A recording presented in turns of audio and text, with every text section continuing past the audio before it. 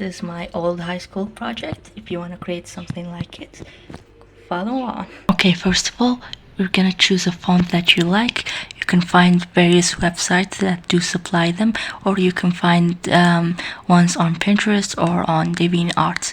I picked out this one. It's called Alphabet of the recommned tone. There's two methods for it. You can do it by freehand or by the use of a printer.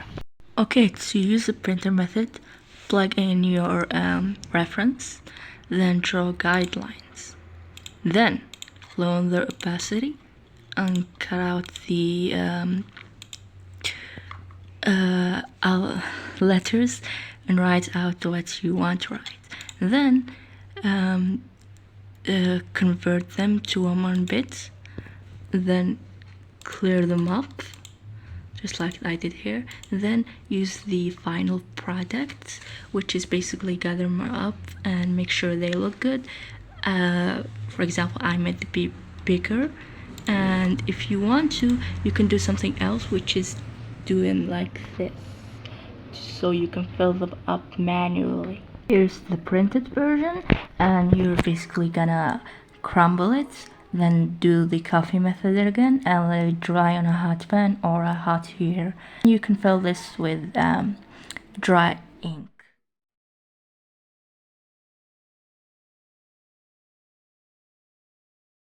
I made some coffee because I didn't have some, but you can use any leftovers.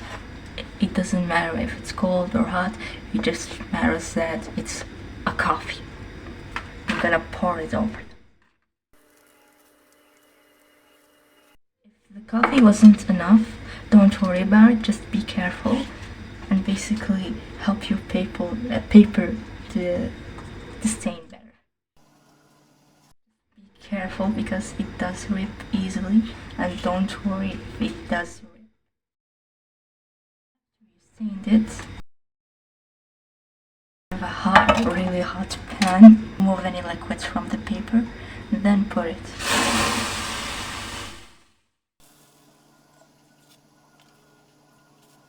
Take a while to dry, so I do recommend keeping the pan on the fire. So I'm done with both. You can kind of see the pattern in this one. A note to mention is that don't worry about if you accidentally burn your paper. I usually do this in winter because it's a lot easier to dry them on a suitable heater instead of a pan, and on a pan you kind of risk burning them a lot. Okay, so this is the finished one where I filled it out with a basic pencil.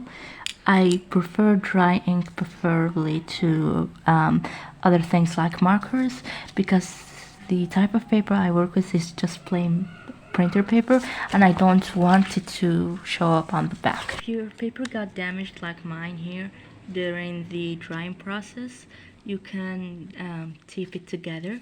Basically just put the tape on the back so it doesn't show up a lot from the front.